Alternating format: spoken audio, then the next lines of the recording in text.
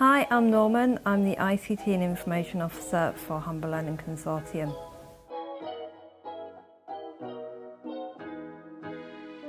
An ICT and Information Officer does quite a lot of things.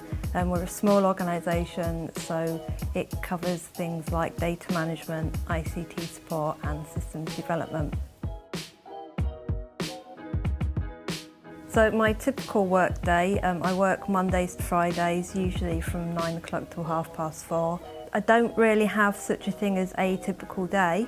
There's certain tasks I need to do in the week. For instance, on a Monday, I try and update all the data, check all the databases and update all my reports for the contract manager that they use to run the project. But from then on, it's whatever people need me to do that day. Most of the time you put something in your diary, something else comes up and you have to deal with that. My roles and responsibilities are keeping the data up to date, making reports. They go to the contract managers, the senior management team and the external providers that we work with. I do ICT support for the staff within the organisation and outside the organisation, so the providers we work with again. We keep all the computer systems up to date, so all the PCs that we use, all the cloud-based systems that we use all need maintaining. Part of it's managing various websites that we have.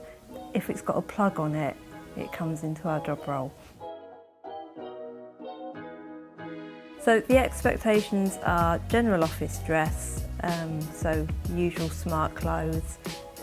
We do have casual days, but if you're seeing people, so if you've got meetings or you've got visitors to the office, then we have to be dressed appropriately for that. The key thing is that you need to keep calm when dealing with people, especially when you're doing the ICT support. You get a lot of frustrated people when their computer doesn't work and they can't do their job, but you can't take it personally and you just got to get on and do the job. The things I like about this job are the variety. Like I said, there's no such thing as a routine day. Every day is different and there's always going to be new challenges. It's very problem focused, very problem solving, which I enjoy. I like to get my teeth stuck in and figure things out. If you're in the middle of something and someone else's computer breaks, then you get pulled away from what you were doing, and other people's problems often take precedence over your own, which is frustrating at times. And also, you have to often just figure out what the problem is before you can fix it. A lot of the time I'll get told it's not working or it won't let me, and the first thing you've got to figure out is what is it. But it means you can't just get on and fix the problem, you've got to figure out what the problem is first. I was working in community arts, doing sort of digital media stuff, but I was self-employed.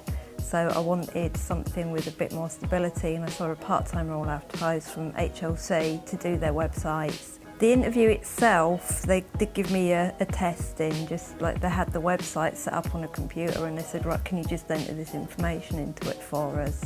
As I started the role and they realised I could sort of do other things beyond just do the website, I got given more responsibilities. But I didn't actually have any sort of prior experience. I've got no qualifications in IT at all. I've got a degree in media. I just learned everything on the job. The only experience I had when I started was in web management. But again, I'm self-taught with that. A lot of it, you just learn as you go. So the skills you need to do this job, IT literacy. It also helps to have numeracy and just literacy, just because, as I said, I'm self-taught, so a lot of what I've learned is from Googling things, so you need to read and understand what you're looking at. I do deal with finance as well from a project manager, so numeracy helps there. You do need excellent communication skills because you do deal with members of the public and obviously other members of staff, and like I said, a lot of the time you've got to figure out what it is that they need from you.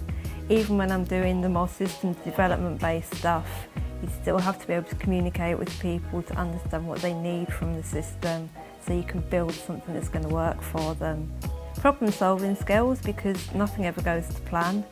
and the ability to learn and think on the fly.